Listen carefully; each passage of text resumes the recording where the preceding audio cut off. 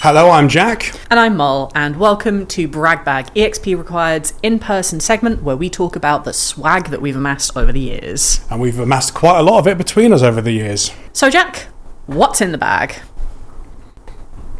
The PocketStation. This is a Japanese exclusive memory card peripheral, released in 1999, also an interactive display like the Dreamcast VMU and Tamagotchis of the time. So what I will do is I will hand that to you, be careful with the box. You're actually letting me touch and you can the have a look at PocketStation.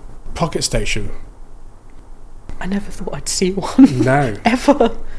So these were sold a bunch in Japan, originally going to come out in Europe and the US, but never did. They were advertised in the UK official PlayStation magazine 44, which I talk about lots. There was a whole spread on it explaining about how it was going to be in Crash Bandicoot 3, how it was going to be in Final Fantasy 8, how it was going to be on lots of games that featured this as a memory card add-on.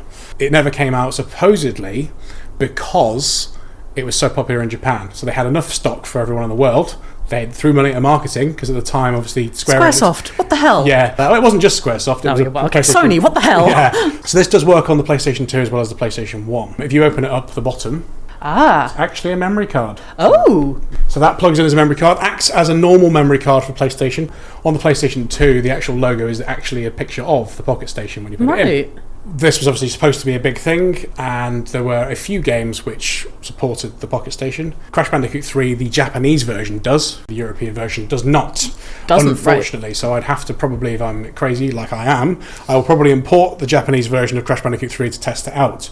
How much do you know about it? Well, this is my first time ever seeing one. I didn't realise they were this small, and I didn't realise that they doubled as a memory card. For some reason, I thought they would be like a whole chunky add-on to the PlayStation 1, and I can't believe it's taken me this long to find out that that wasn't the case.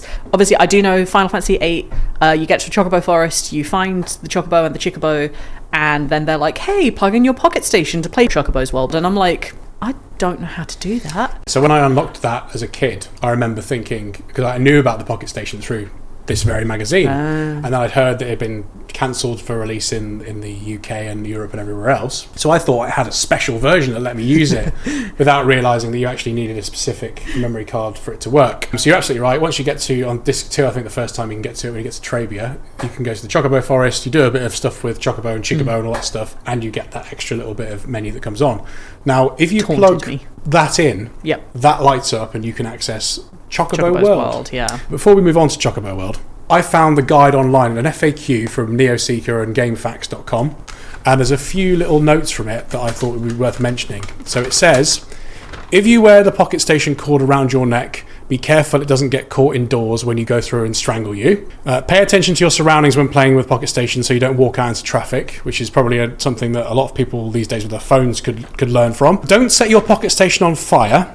No, that's very important. And don't eat the battery or feed it to your baby brother. Specifically baby brother? Just baby brothers, apparently. Baby sister's fine? Yeah, maybe. Okay. This is a NeoSeeker writer called Saint. It's Chocobo World. So this was the FF8 bolt-on game. What happens is you download your Chocobo, Boko, of course, into the PocketStation, and then you can travel around a little game, which is basically a picture of Chocobo on the screen, like a Tamagotchi, who moves in 4 directions, and you click a button, and there's a map that's open. And once you open the map, you can bump into Cactuar, Moomba, and a monster. Now the story is basically Minimog, which is also a character in Final Fantasy VIII, or certainly, so Minimog is sort of a Moogle without a pom-pom, I believe is what Minimog is. Minimog's card still exists in the game. You can get it off the kid running around Balam Garden hallway. Right. But Minimog doesn't appear in the game until you work out the PocketStation thing. Right. Now, basically the idea of the Chocobo World is that Minimog goes missing. Boko, the Chocobo, gets really upset that his friend's missing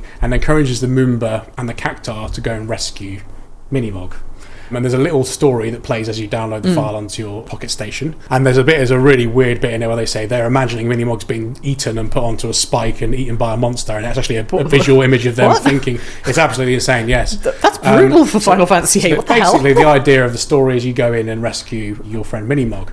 Now, if you're successful and get all the items, and Cactuar comes down and goes, hey, and then gives you the items that you need, you can get the friendship item, which enables you to summon Moomba in battle, and you can get, I think it's Mog's amulet, which allows you to use Minimog in battle as a GF, which is essentially heals your party. So the idea is that you use the game to go and rescue Minimog, and then that character then features in the actual game. That's cool. The game for Chocobo World is on there. Do you want to have a quick play of it? So if you want to give it here, What? a little play of Chocobo World, because it's on and Boko's sleeping. Oh, So you...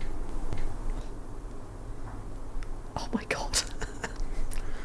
Jack, I might cry. It's good, isn't it? So Moomba also jumps down and gives you weapons. So essentially, it's like a roll the dice thing. When you meet, it's supposed to be a creeps, which is the one that you find in the sewer. I think is the monster you find. Oh, It the looks very shadow. much like, Yeah, the shadow monster. And the idea is that they'll have a dice roll, you'll have a dice roll, and then one of you will attack first. And if you smash the buttons, you go quicker.